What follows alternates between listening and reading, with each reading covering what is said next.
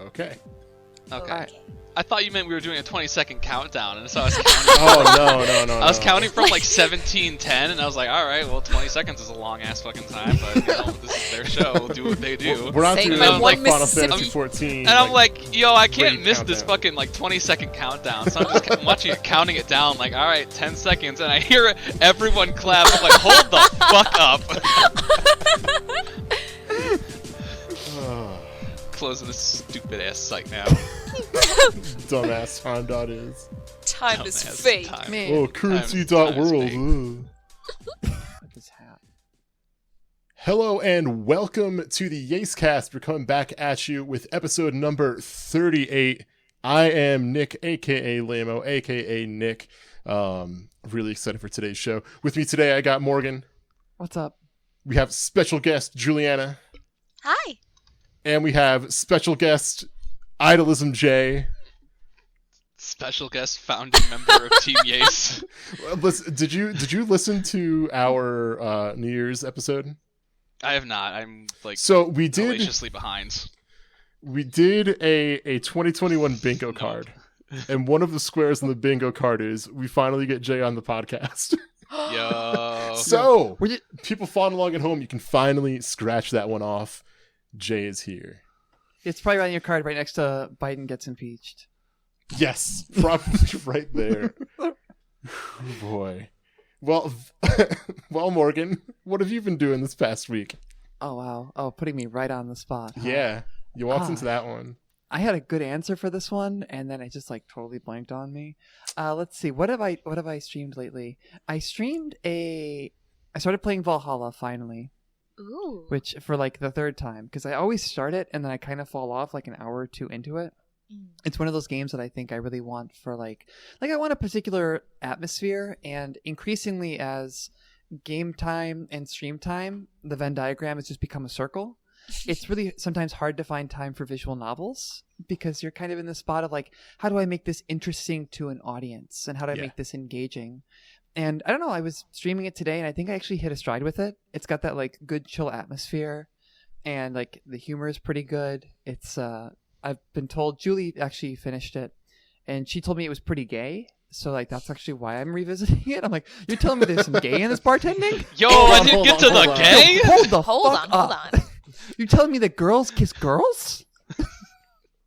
So that's kind of where I'm at right now. And then beyond that, I also played the demo for, it's called Perfect Gold. I just saw it on Steam. It's a Yuri visual novel that looks like it's animated. Like it's really beautifully animated, and like it was for a 30-minute demo, was a lot of fun. So I'll see what happens with that. But there's been just a lot of gay on my plate. You know, I'm circling back around into homoeroticism. Love it. Strolling up to the cafeteria, strolling out with a plate of gay. I mean, what else am I supposed to do? Yeah. Oh, that. Let's say that the comment you made about visual novels being entertaining for an audience and entertaining for yourself, that piggybacks very nicely off what I've been playing this week, which is Clannad. Woo, boy! And there's been a lot of times where I'm like, this ain't even entertaining to myself. This game needs to get going. I finally hit like the stride, which I think is maybe like the 8 or 10 hour point. Jesus hell. But like Clannad is actually doing things now, and I'm finally interested. But there was a lot of chaff in that game. Mm. Yeah, VNs are hard. Whenever people like oh god, this of course Juliana would be on this, but Yeah. the other VN Oops. that's the VN VN that's, cast. the VN that no, because this like the other VN that I always tell myself I'm going to start, but it's just the time commitment is also hard to find. Is the House in Fata Morgana? Out now on So the- Steam for 0% off. It's been sitting on my desktop since the last time you told me about a sale. That's okay. It's always waiting for you. I'll find time for it eventually. It's up there. I really want to play That's it. the but- lie that I tell myself whenever I buy games. No, I Well, hear you. I'm just gonna I've been buy wanting- Yakuza 7 and then some other game at the exact same time, and I'm sure I'll get around to that other game in like a year or so. I absolutely hear you, because I definitely wanted to replay Fada for myself now that the definitive all-in-one console edition is out. So I bought that on the PS4, and long story short, I'm about to buy it on the Switch again. And I'm telling myself this will be the time I go and play the whole thing, and the fan disc, and the epilogue. This time, for sure. I think that is kind of real, though. That's kind of real when the Switch gets involved, because I didn't realize this when I bought it, but taking like VNs and games like that and making them portable, that opens up so much for me. It really does. It really does. I like being able, like, that 30 or so minutes in bed, if I can maybe not sit on Twitter and, like, read a VN instead, it just makes a world of difference. And that's the only reason why I'm even playing Clannad, is because I do not have like 80 hours at a desktop time, but I, over a long period of time, have maybe 80 hours of before bedtime. And it's also maybe why I'm a little frustrated with Clannad at points, because I'm like, okay, I'll play Clannad before bed, and then 45 minutes of Starfish are cute happens. I'm like, great, I would rather be in sleeping right now, thanks. I mean, but they are. The Starfish are cute, but I don't need a 45-minute dissertation on that. I got that, like, in 3 sentences. Thank you. Let's move this thing along. We get it. Starfish. I could talk. Let's go. I could talk about how cute sloths are for 45 minutes, though, so I cannot fault them. I cannot. I could talk about the chocolate starfish and the hot dog flavored water for 45 minutes. I could. Now that's a different topic. That is on 45 brand. minutes 45 minutes is too quick. How long is that album, actually? I was going to say, that probably clocks in at like 36 minutes, something like that. Longer than the album. I feel like that album is really long, so... All right, 45 minutes might just get you a re-listen. Let's see. Looking at the length here, I'll have this in a second. It is 1 hour and 10 minutes long. Yo, let's go! Let's go! Yo, Fred Durst is out here doing it for the people. I don't know which people they are, and I don't want to meet them, but yeah, the people. We are the people, Morg. The people who listened to the album. I'm imagining some like fucking Declaration of Independence thought, and we the people, and then it's just a picture of that album cover just on some weathered ass looking paper. This is a mild tangent, but the idea of nu metal doing the Declaration of Independence is very close to being real, because I think it's WrestleMania 15. There's a nu metal band that does the Pledge of Allegiance. Oh, of course. And so, like, we're only one step away from Fred Durst reciting, historical documents. We're gonna get to a point chunky where riffs. We're gonna reach a point where there's nothing I can say as a joke that's like not gonna have already happened in complete like honesty and like and just earnestly happened. I'm not gonna be able to do that anymore. They're gonna be like, oh yeah, that was a thing. Don't you remember that happened?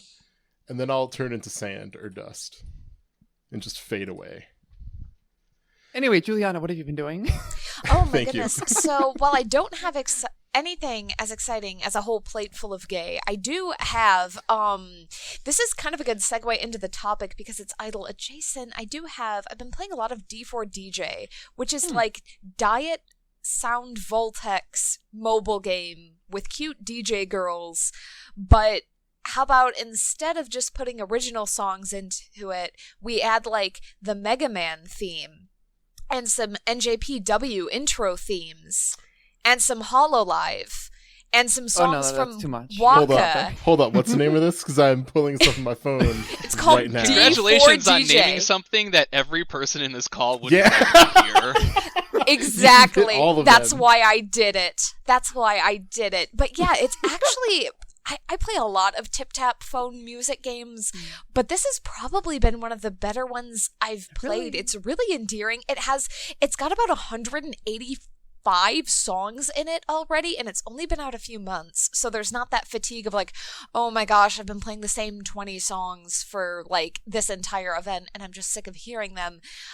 It has like a remix mode where you can stitch 4 songs together in a medley, which is something that a lot of its competitors don't do. And the tie-in anime is really, really charming and really endearing. I definitely didn't think I'd like the project much, but I've been absolutely hooked. They had a really good Monster Hunter collab, and every time you got a full combo, it played the So Tasty steak eating sound clip. So I was like, all right, I'm in for life. I love this game. That's really good. All right. So yeah, I'm sold. Where do you get this? What is this on? It's a mobile game. The JP edition is out now, but the English release is coming up in the spring. And it's probably going to run off the same client the way that Grand Blue Fantasy does, so you can, like, start getting ready now and then just jump to the English when it gets added. And be my friend and join me in DJ Girl Hell. Yeah, I'm going to have, like, once we're done recording, I'm definitely going to have to hit you up and figure out, like, how to actually get this going. Please. This sounds cool as shit. Like Jay said, you literally, like, I have one thing for everyone in this fucking call right now. Everyone on this podcast. Interesting. Damn. That was one of the things that struck me about Bandori was how many cover songs are in that game. Yes. It's like, hey, are you sick of playing the original songs? You want to play the Attack on Titan theme? Yes. It's Sure. This is kind of a like third pillar. This is another Bushiroad thing, so it has a lot of Bandori Seiyu crossing back over into this, and it's made by the people who made Tokyo Seventh Sisters. So it's basically like in my strike zone, just designed to absolutely ruin my life. Yeah, I'm looking through all the collab songs, and it's like, yeah, it's basically all the Bandori songs I like. Good. And also like all the Nana Mizuki songs I like. Yes, they cast in the most amazing power flex moment. They were like, we're gonna cast Nana Mizuki as like the tutorial NPC. What? Yes. Oh god. Oh, and of course Unravel is there in case you really need to embrace death. You gotta have it. You gotta. What's an Any-song cover game without Unravel? Let's see. I'm looking through here. Oh wait, I don't want to.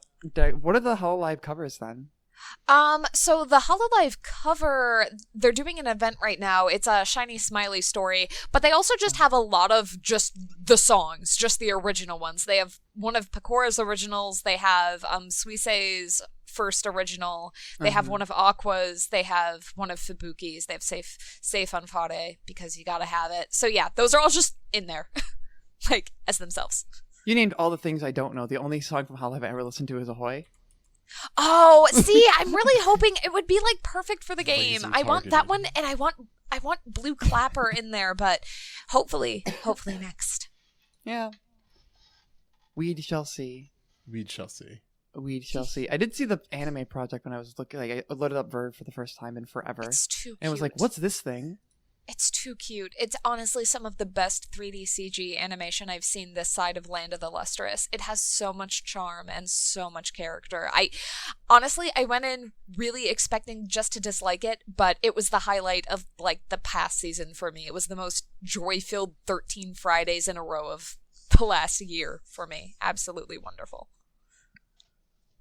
All right, embrace DJ girls. That's the Embrace message of this DJ podcast. girls. Embrace. Embrace. So I figured, I'm like, okay, let me make sure I can get in now. Okay. So usually, and kind of last week I talked about this a bit where I've been playing a lot of Super Mario World ROM hacks and things like that.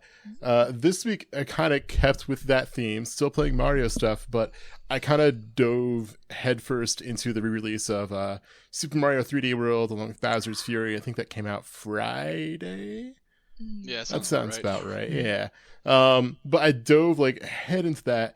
I only played it when it first came out. My roommate at the time bought it, so we like co-op through the entire game. And now it came out again. I'm like, shit. I didn't get to keep the Wii U because that was his. And now I got to finally play through this game again. So it's like playing through that. I'm really enjoying it. It's definitely just like one of the most. I don't know how else to put it. I want to say concise. That's probably not the word that I'm looking for. It feels like the most like deliberate and like well put together 3D Mario game that I've played like in recent memory. And like I love Mario Odyssey, but there's something to be said about being able to take really good level design, but also be able to find a way to make it work with multiplayer, with whether it's someone on the couch or in this case now you can finally do multiplayer co-op with online with friends and stuff like that. And there's something to really be said about, hey, this game works really well on its own, but it still functions and it's still a lot of fun when you have someone else in there with you. So I've been playing the hell out of that, absolutely having a blast, playing like full-on completionist mode. Bowser's Fury, the new edition's a lot of fun, so I'm still in just like absolute platformer hell while I have millions of other games on my backlog. Yakuza 7 is staring at me and crying, as well as like the other like 5 games that I bought and have not booted up yet. Boy, you showed me that Honey Pop 2 was downloading. I know, it's sitting there, it's staring me in the face. Don't escape I should actually probably say that even more than Clannad, I've been playing the ever-loving crap out of Honey Pop 2. Love It's a good puzzle match 3. time. I'm matching the fuck out of these threes. It's so good. Yo, find me 3 things in a row. I will put them together. I will match them. I just want to match some threes, and I want some anime girls to cheer me on as I do so. Like, damn, you good at Man, matching. and I got simple asks.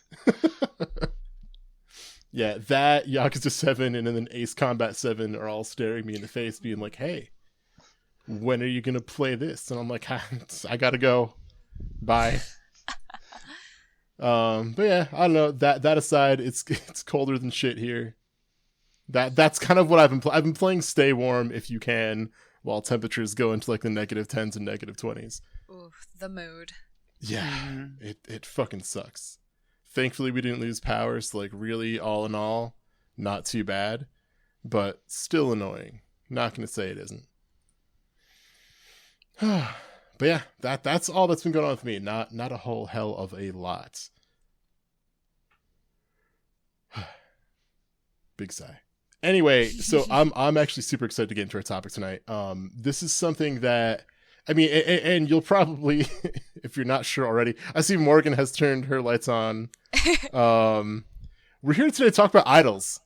And I could not think of a better 2 people to be joining us today on the podcast to talk about idols. One of which literally has rebranded their online handle to be about idols. But yeah, like, so I want to say this as kind of a preface. I don't know how the hell.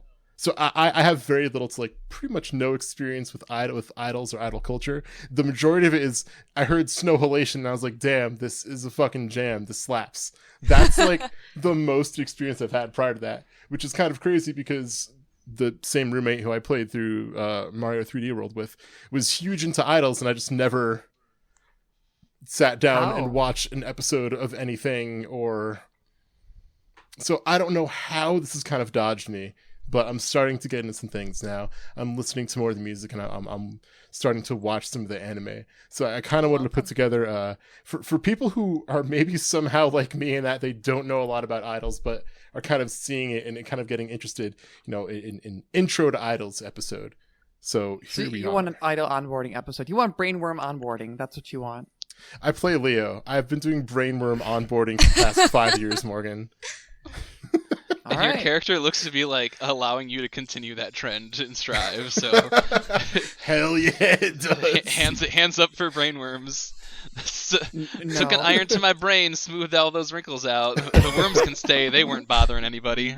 Yo, are the Yerks from Animorphs the original brainworms? Oh my god, they would be. Not the original, but yes. Okay. Oh, they're like brain slugs. They're brain slugs. It's close. Oh, those books gave me terrible nightmares as a child. I read every single one of them. They were secretly fucked up. It wasn't a secret at the end. It wasn't subtext. It was the end text. was like, mask off. Everyone's going home sad if they're going home at all. Turns out the war was bad. Dang. Who would have thought? What a concept. I learned a lot in elementary school that year from reading Animorphs. The Animorphs are actually idols if you think about it.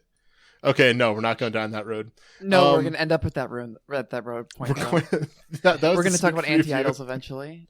Listen, 30 hours into the idol episode, we end up talking about Animorphs again. After the second war of idols. Oh my god. So I guess kind of where I want to start, and this is kind of still a thing that I'm not sure on. how do we define an idol, I guess? Like how is an idol different from a pop star? Like is Britney Spears an idol? Yes. I would say yes. Yes. I would say yes. I think so. I would I say did she a- started as one. Certainly. Yeah, or like I think the modern equivalent, like Taylor Swift, is definitely an idol. I guess the idea for me, the way I think about it, is that an idol is like a particular subclass or niche of celebrity, where even if they're not always adjacent to music, it's very common to be adjacent to music or some kind of performance. But the idea is that they are really selling a personality or a character. And that is really the essence of their celebrity, maybe even more so than the product that they're doing. So it's not like they're an actor. It's like it's almost like being famous for being famous. Huh. If that does that vibe with people? Yeah, I'm thinking, because I think do think the it musical vibes. aspect is the thing that's most immediately graspable, and why it's so prevalent. But it's better to like put them as performers, because there is a multimedia aspect to it that I think helps remove it from just, okay, these are pop singers who are famous. I yeah, think, that's good. I'm so sorry. I No, think go. idols. I think idols, to piggyback off what Morgan said, yes, are people who aren't necessarily known for just the music that they happen to sing, but it's really about kind of the journey, about being able to follow this performer from their beginnings, which are typically in idols very unrefined. Like idols don't even really need to be that good at singing, I would say, to have a fan base. Maybe she's funny, maybe he dances very well, and that's kind of what gets people going. And then they see that performer they like so much grow as their career progresses. They take on new challenges. Maybe they start acting in dramas on the side. Maybe they get a small voice acting gig and eventually become voice actors when they graduate from their group or something like that. To me, the idol image has always been a performer that I could identify with as somebody who was a normal person like me, trying their best like me, just trying to get by like me and, achieve a dream.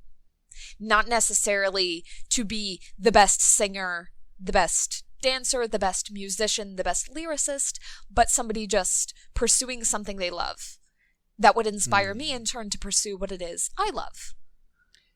I like that. I like that a lot. I think that also gets to a big part of it, that kind of like Jay was saying and like Juliana was saying, there's a multimedia element to it, and that they're not necessarily pigeonholed into one bit.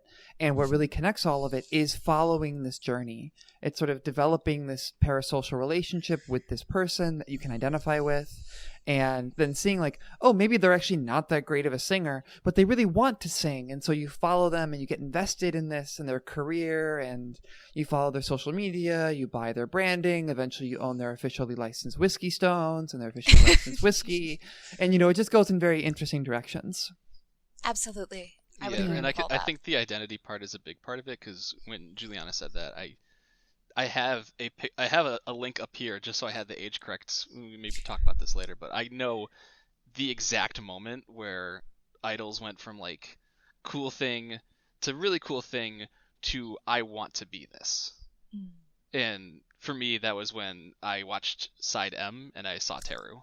Oh, the good boy. Because Good boy. Teru was a male idol who was my age.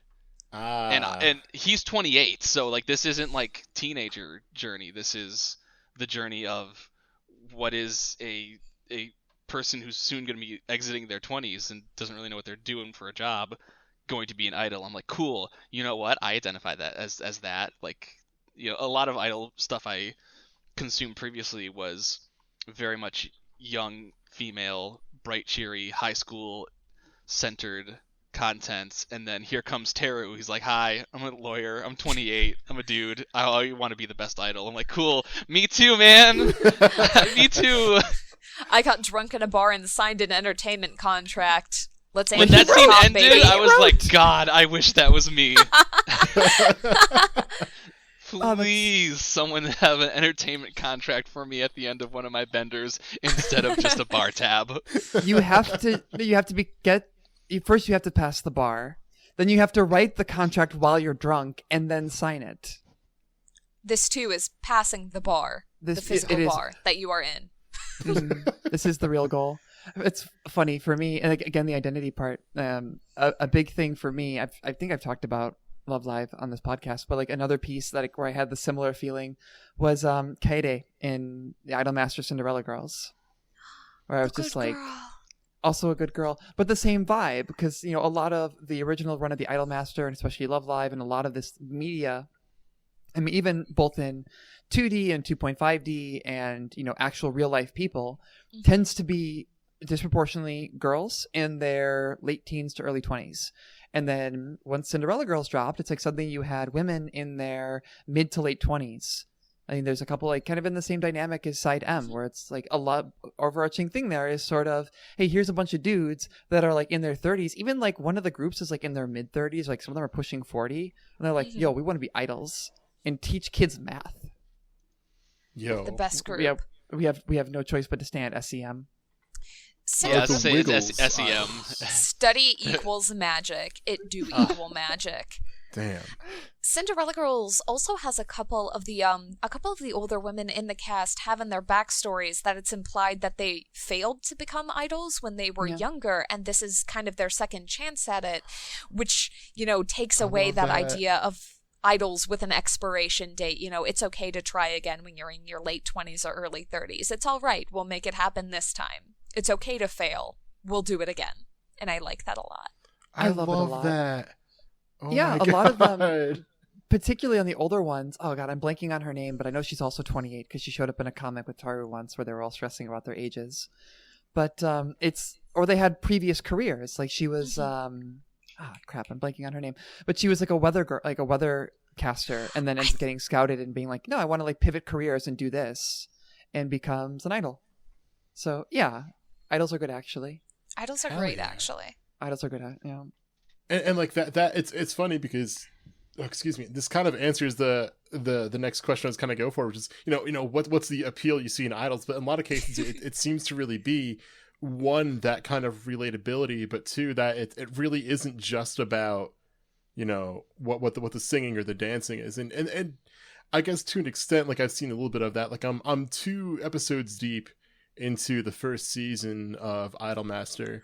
And like there's a plot beat where it's like, hey, like if we don't do this, like we're not, like one of the characters is freaking out because like if we don't get a job, I won't get any money, and that means I can't feed like all my brothers and sisters. And I was like, okay, Yay-yoy! That's real. My daughter. Oh, my favorite. That's my favorite child. And I was like, damn, that's real as shit. And it's funny too because hell yeah.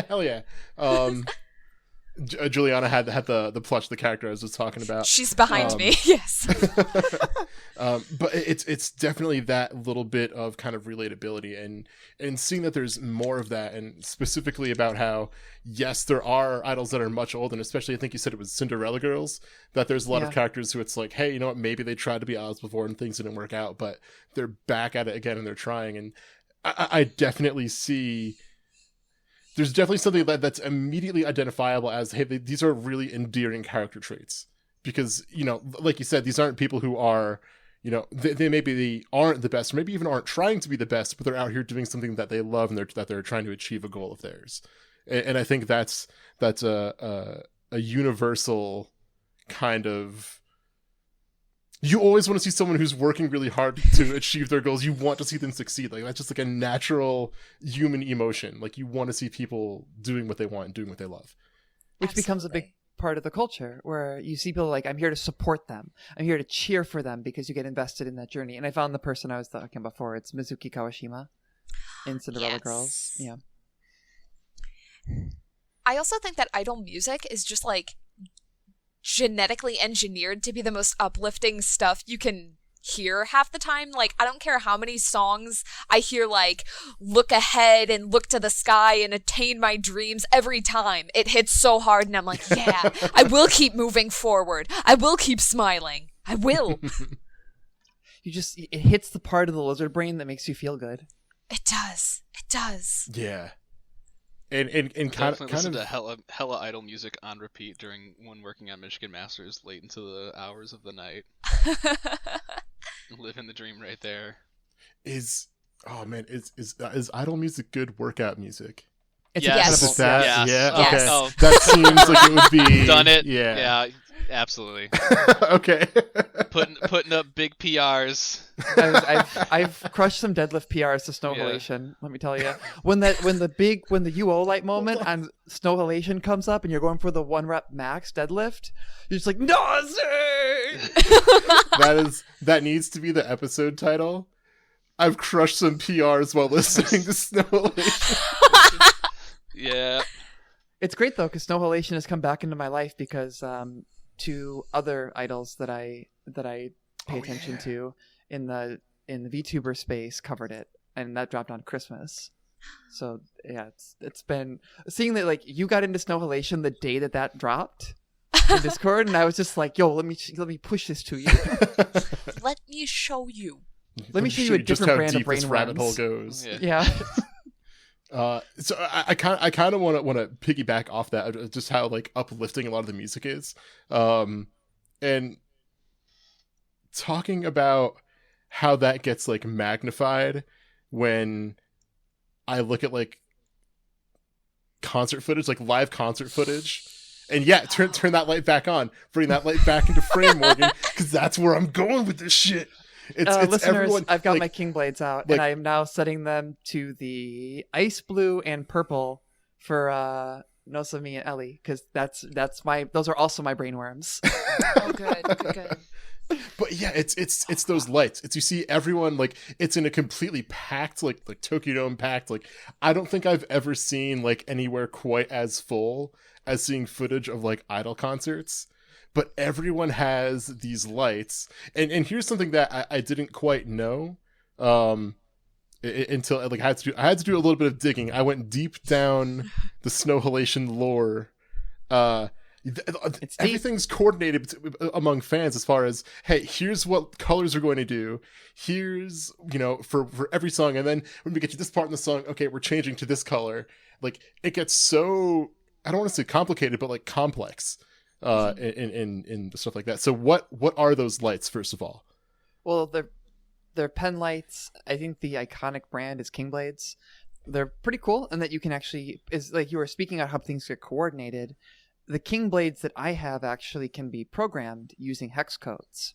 So they come with a preset series, and usually characters will have a color that's associated with them. So fans can actually coordinate. So they even have the same hex code on their color, and they can say, okay, at this song, this is the color that we're putting up there. And it gets even to a different level when we get to talk about something like Snow Halation, where there are UO lights, or these super bright orange lights that are loud as heck when you crack them. And they burn out super bright orange for a very short period of time. And in particular, in Snow Halation with Muse, there's a moment in that song where people will coordinate and they crack these loud as hell, basically road flare lights. Wait, so when you say crack them, like that's not like they're not like it's the like a big programmable glow stick. Okay. It's like a big glow stick you have to break, and there's a chemical reaction. They're pretty And all like that. thick too, so you really do Yeah, have they're to just like you gotta whack them. Damn.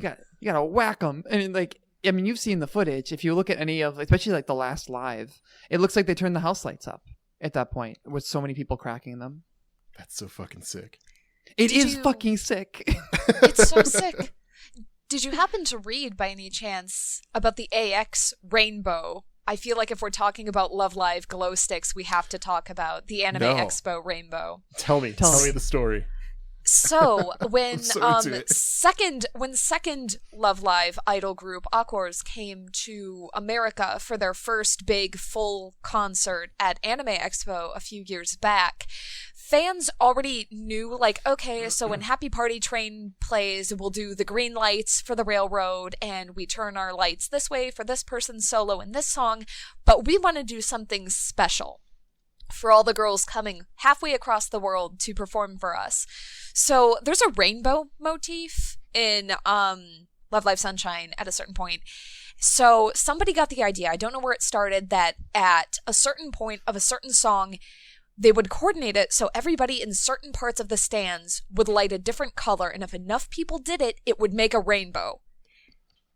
And this is way more complicated than having everyone crack an orange glow stick at like the solo part. It's Holy tough. Shit, that's like, hey, where are you seating? Like, where's your seat at? Because then oh my god, yeah. They printed seating guides and said, okay, everyone in this row, you're purple. Everyone in these rows, you're blue. Everyone in these rows, you're green. People translated it into Japanese for visiting people who flew all the way over to go see them.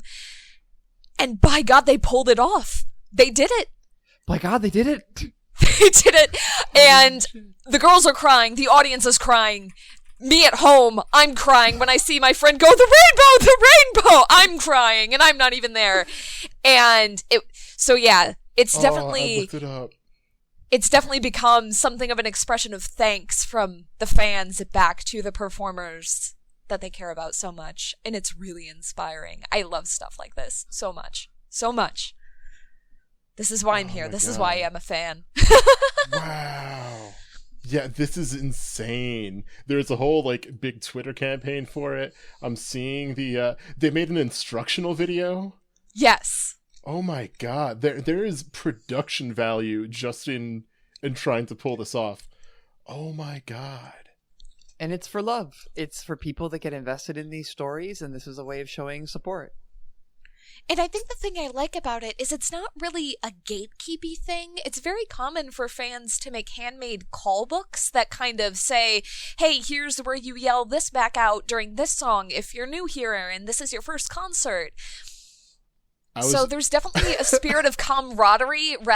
I kind of like the whole Idol concert experience a little bit more than like the American concert experience, because I remember as like a child finding out that you don't wear the band's shirt when you go see the band and all those other little etiquette things, and I'm like, I'm 12 and I'm confused. What? I do that and I always will.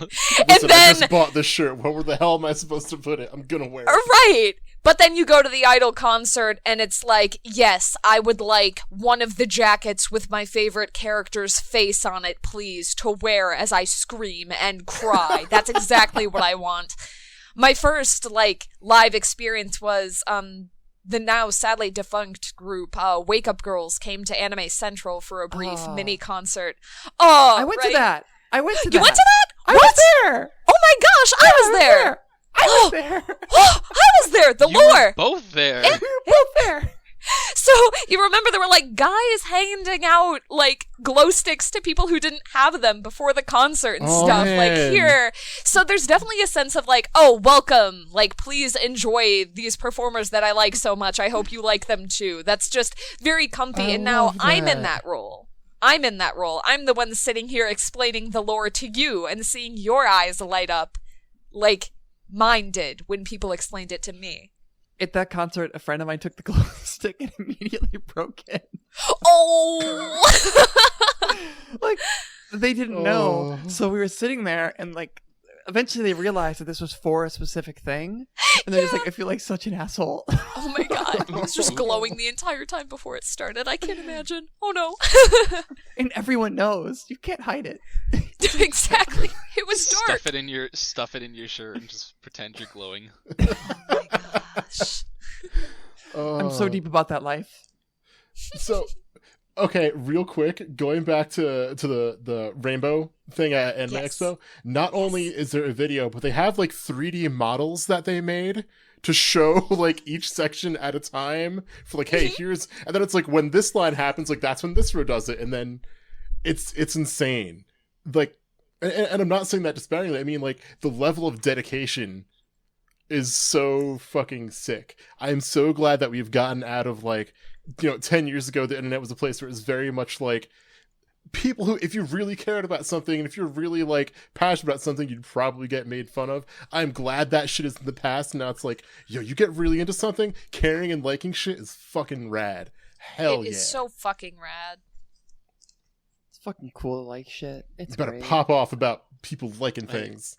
Enjoy liking things. Hot take. liking things is dope as hell. Mm-hmm.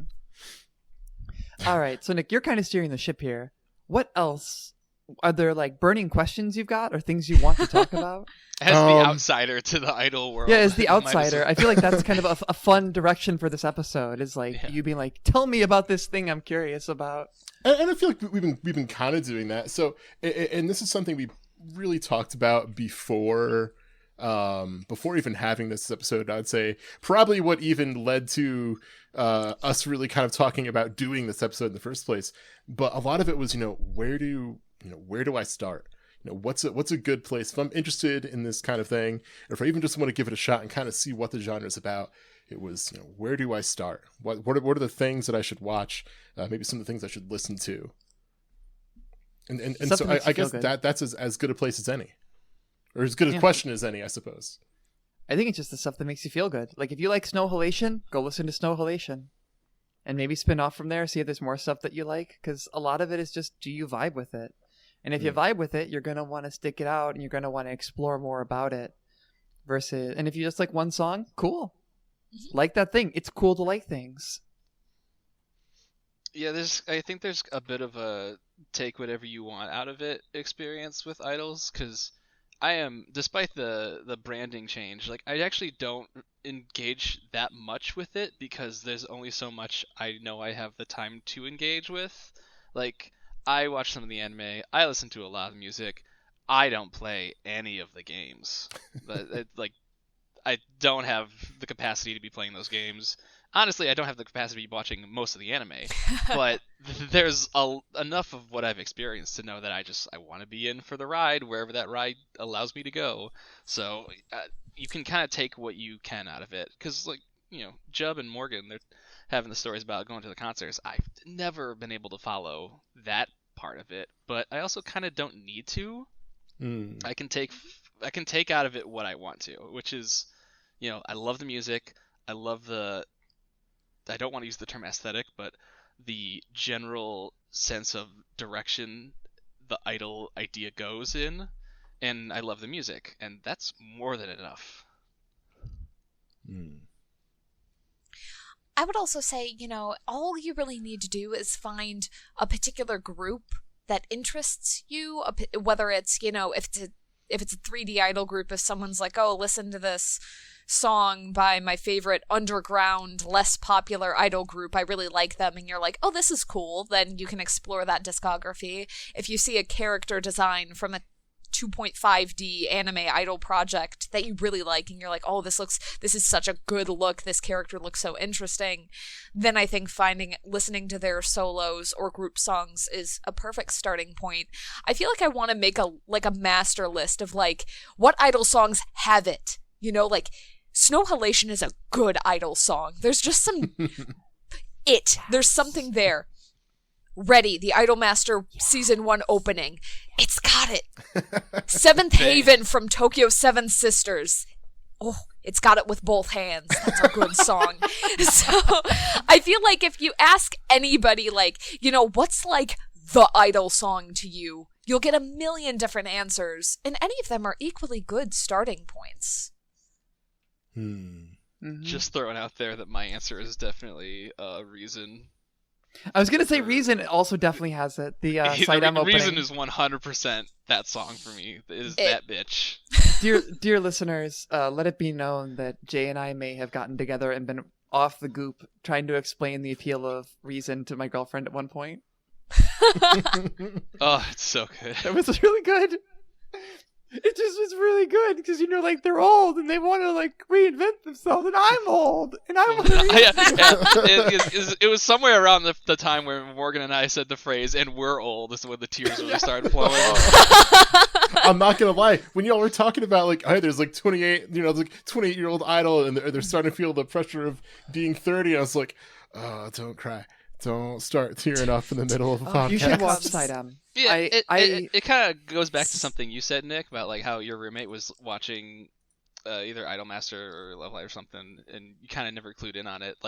I think there is that aspect of, okay, well, it's cute girls doing cute things, and if you like that, you are more than welcome to like that.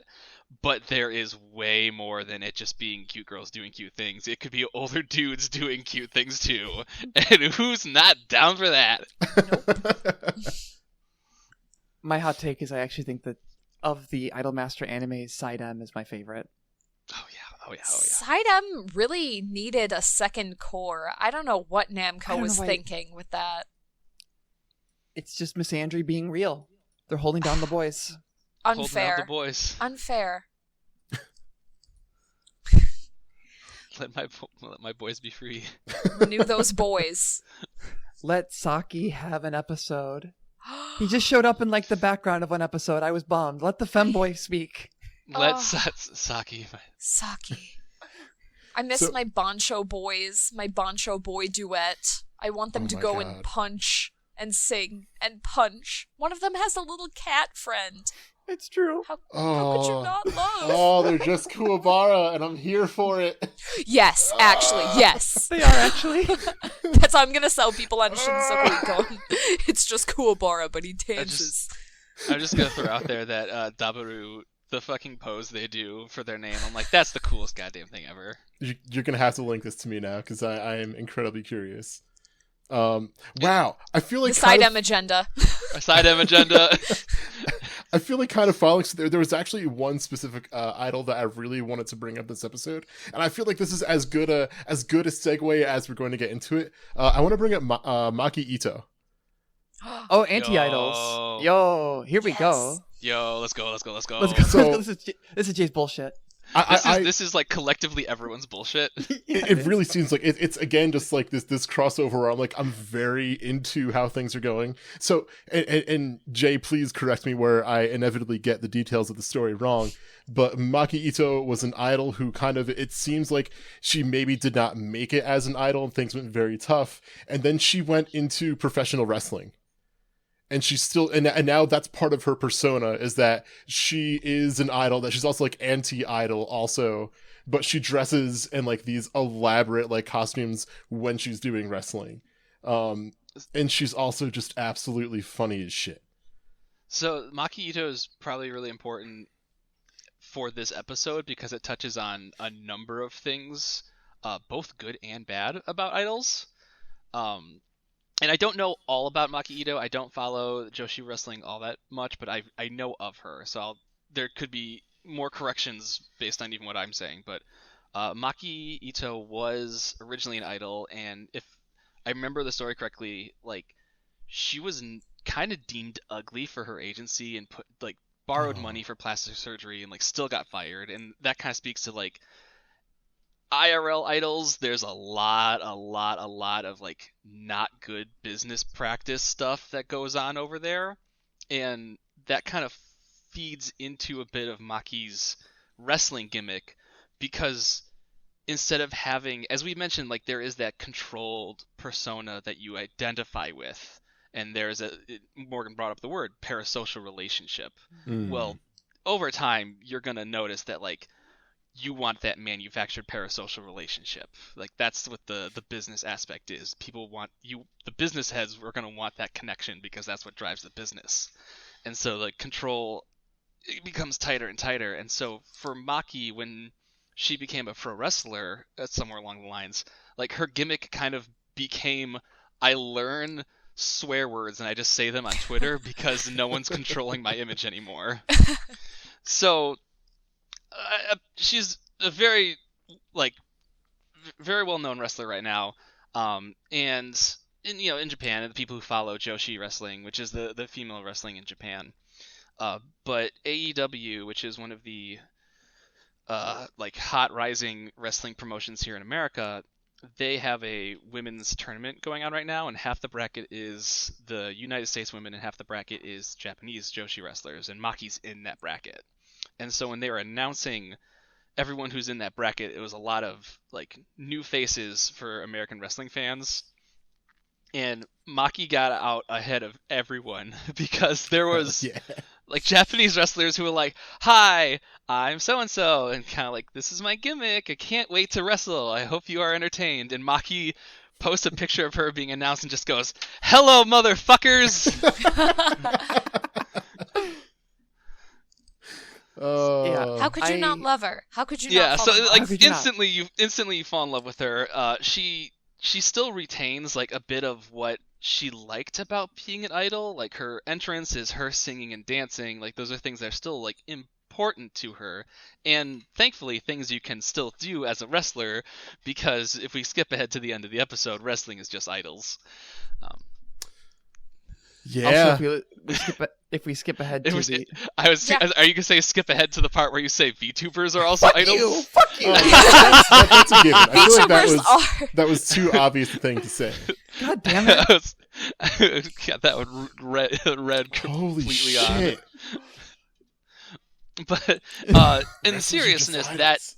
that aspect of those businesses where you have an image, a gimmick, a VTuber model, and then you perform with that image, that's kind of all circling the same drain there, and where the enjoyment comes from. What's the drive for those types of things? So if you like wrestling or you like VTubers, you're maybe already a bedfellow with idols. We're all You're probably cousins already here. We're like the cool cousins, though, that like go for a walk at Christmas. Mm-hmm. Yeah. A walk, quote unquote. As like cool cousins that smoke weed in the garage during Thanksgiving. Yeah. Hey, we gotta go to the store. We gotta to get go to the bread. store. We gotta get some bread. We'll be back. Where's that bread you guys went to go get? 2 What? hours. 2 hours later. No store had bread. We walked so much. Can you believe it? My eyes are red. I'm so tired from all the walking. The wind was in my face the whole time. Allergies. So cold. Fall allergies. It's winter. Like, yeah, it is. Yeah. Winter allergies. Yeah, I think that's a really, good point. I think Maki Ito is also a really important person to bring up, just like Jay said, in that she kind of sits in the spot. And I saw that one piece refer to her as specifically an anti-idol, and the point in that she like does keep the things that she likes, but also really pushes the boundaries of what an idol can be, because a lot of, particularly when we think about sort of like the AKB 48 model of idols, there's a very tightly controlled public image that adheres to a lot of very prototypical ideas about being like dainty and feminine in this in a performer.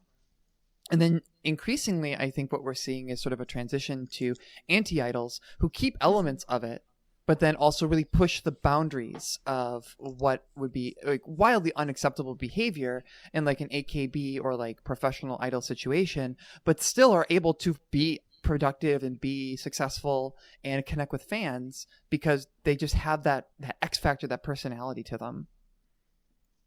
Absolutely. The anti-idol thing has been on the rise with groups like, I don't know how they pronounce it because I've only listened to them casually. BIS? B-I-S? They're considered, I think, an anti-idol group. There's a lot more. What was that? Best in Slot? Are we talking about it? Is this the MMO podcast now? All right, never mind. No. That was a bad joke. So there's groups like that. I know that there's other solo and small groups that are part of the Chica Idol movement, which is like underground idols who aren't, repped by a big agency. They're not performing under the 48 group label. They're not performing as, agents of Hello Project who made Morning Musume, who were the really big, idols when I was getting into idols. So there definitely is a lot more of that, and a lot of sense of like, oh, some of the talents are wanting to get away from the typical 48 group idol image that a lot of people, I think, on the Western side kind of assume every single J-pop idol fits that mold, which is really untrue in this day and age.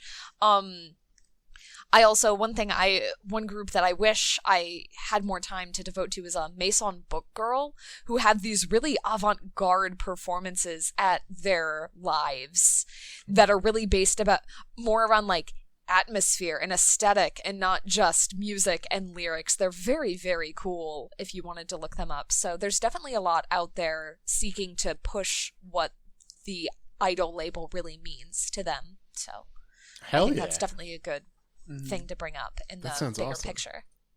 In other words, it's a really good time to get into idols. There has never been a better time. It really hasn't. I mean, especially when you consider like a lot of these groups are unlocking their music for like American streaming services. It's so easy for me to just yeet the new like Hololive singles at my friends and be like, listen to this, it's so cool, it's so fun, it's so good. That's all right. That's the transition. Fuck you. I'm gonna say this before the end of the episode. I mean, also it's Yeah. accessibility, and it's like, I mean, explicitly in Hololive they are all idols, and it's like they may play video games, but they are all explicitly idols. It's kind of the like point of the project at this point. It may have been. I don't know what the initial purpose was when they kicked that off. It might have just been to really promote their app, but at this point, it's just a multimedia lifestyle brand. But even within Definitely. that, a lot of them do fit within more of an anti-idol perspective. Like, you have Coco yelling out, like, again, hello, motherfuckers. And like her merch is, so there's a whole shtick about, is her tail real or not? And they're making merch, right? So one of the running jokes is that her aesthetic is that she's like a dragon girl and she has this big, like, massive reptilian tail. And people like have this running joke that's actually a butt plug. So they're Comes making off. merch, and they're like, well, what are we going to do? Let's make a plush of her tail, right?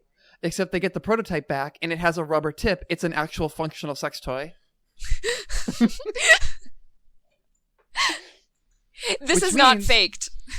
This is all true. I Verified. believe... You are not on Idol Punked. You are not on Idle Punks. Anime I promise Ashton you. We are Kutcher is gonna telling you come this. out from behind the fucking Ashton window Kutcher, over man, there. let me tell you about Good morning, idols. motherfucker! Look at this ass! No, No, it was also funny to me about that. Part of me believes it was staged, but even if it wasn't, they produced an official Hololive sex toy for a bit. Even if it was a bit. Like, come on, that's great. That's pretty fantastic. I cannot hate on that. Oh, idols are good. Everything is so idols. Everything is idols. What if I told you, listener, and everyone else on this podcast, that you are an idol? The idol Hell was in yeah. your heart all along. The real idol was the friends you made along the way. My God. So this feels like as best a time as any to say that in 2 weeks, 2 weeks exactly from I guess from one the day we're recording, so 2 the day this episode comes out, we're gonna release another episode about we are going to rewatch the first season of the Idolmaster, which has been recommended to me as, hey, if you want to watch something, this is a one it's a great idol anime, but also just in general a great anime period. So in 2 weeks time we're going to do a kind of a recap and discussion on season 1 of the Idolmaster. I'm saying this now because maybe if you haven't watched it, maybe if you're curious, maybe if it's just been a while since you watched it, tell you now about it. I mean, because you can listen to, or watch rather, 1 episode a day and kind of be all caught up just in time for us to have that episode come out. So by all means, if you are new to idols like me, or if you are an old pro like the people who are on the podcast with me, go ahead and I'm not rewatch old. it. Don't call me old. You're the oldest person on this podcast. Rip.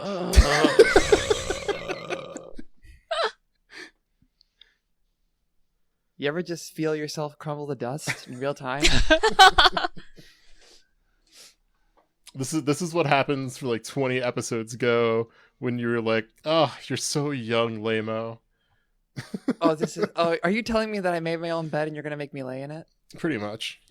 For what it's worth, though, you're only 1 year older than me.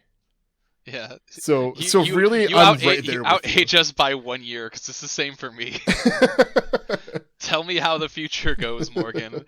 I'm right behind you. Remember when what did you call me out on for? Like, it was, I I made some joke about, go ahead, can you tell the story? Yeah. I was saying we've known each other so long that I remember when you were telling me that being 24 was a rough year. Oh, Yeah, that's what I told him on the cusp of turning what 30. I would give to have that back. I can't remember why I was thinking about that, but I think it was while I was over at your place. I was like, hey, remember when you told me 24 was a rough year and now we're both 30 in our 30s? Oh no. Which is also just a very sweet story because it means I've known Morgan for so long. Oh yes. It's true, but it still hurts me. Bittersweet is, I believe, the word we're looking for here. Yeah, that's maybe the word. It's the anti-idol of feelings. There you go. Exactly. Bam. Tying that shit back in. Tie it. Nailed it. But I I've been doing believe this for 38 episodes. What's that? I've been doing this for 38 episodes. I should be good 38 at it at this point. But I believe this is a good point to wrap it up. Juliana and Jay, thank you both so much for coming on tonight. Morgan as well, thank you for always being on here with me and putting up with my bullshit. It's a pleasure. Juliana, where can the people find you? So I'm on Twitter at JubiPro, JUBIPRO, because I have to have an idol producery sounding name that it all ties together again. So you can come and follow me, and I will definitely chat more about this exact topic because that's my lifeblood. Thank you so much for having me on today. Of course. Yeah, this is Jay, so much fun. Jay, where can the people find you? As if they don't already know. Yeah, as if they don't already. They can find me on Twitter at IdolismJ, IDOLISM, and then the letter J. And then based on that Twitter, you can find all the rest of my stuff. Morgan, where can the people find you? You can find me on Twitter at Morganization13. You can find my much cooler idol friend at I forgot. You'll find eventually if you are cool enough. I'm very good at self-promotion. And where can the people find you, Nick? This is your edit. You can chop this space out and be like, damn, I had it the entire time. No, I'm actually an anti-idol, and my inability to promote myself is part of my appeal. Yeah. It's endearing. How is this? This is just wrestling. You go with what you have, and you make your gimmick. My gimmick is that I'm not good. My gimmick is that I'm not good at this. I'm not a good idol, but I'm trying very hard. So please support me. Hell yeah. I just need the idol that says brother brother and ends every tweet with HH. If you want, all right, I looked it up. Dear listener, if you want to follow the cooler version of me, it's Ricky Hirsch, RICKIHIRSH _ on Twitter, because the original one without the underscore is a German COVID denier. Oh! Yeah. Oh, the mix-up! Oh! Don't follow that person. Oh yeah, don't follow that person. Is this like how the original like Team Yase Twitter account is some Japanese person that definitely just retweets hentai every once in a while? Oh yeah, there's that person. There's also Yase69 Man Zero.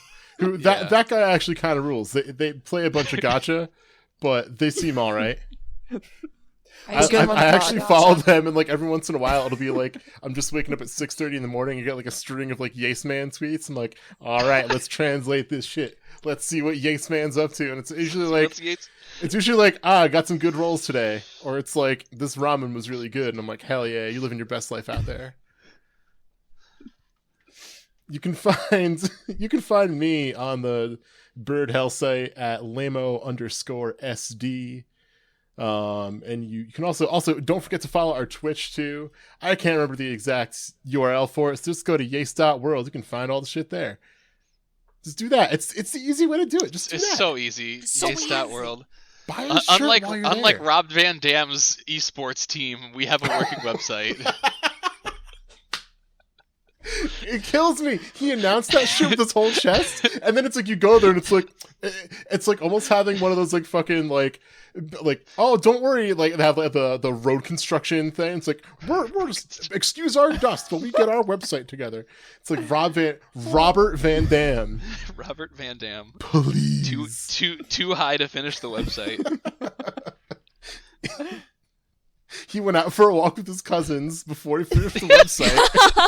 I should have never put the company website together at Thanksgiving with the family. Oh, Rob Van Dam glassy-eyed as shit trying to fucking do CSS. It doesn't work. It doesn't fucking work. All right, we'll be back at you again next week, and then don't forget, like I said before, in 2 weeks we're going to have our Idolmaster Season 1 recap and discussion, all that good stuff. Be sure to be around for that one. Be sure to be around for the next one. Pretty sure we're going to be talking about Guilty Gear Strive. Almost guaranteed. Guaranteed, pretty much. Thank you all so much, both people who are on, the listeners as well. Thank you all so much. We'll be back at you again soon. Take it easy.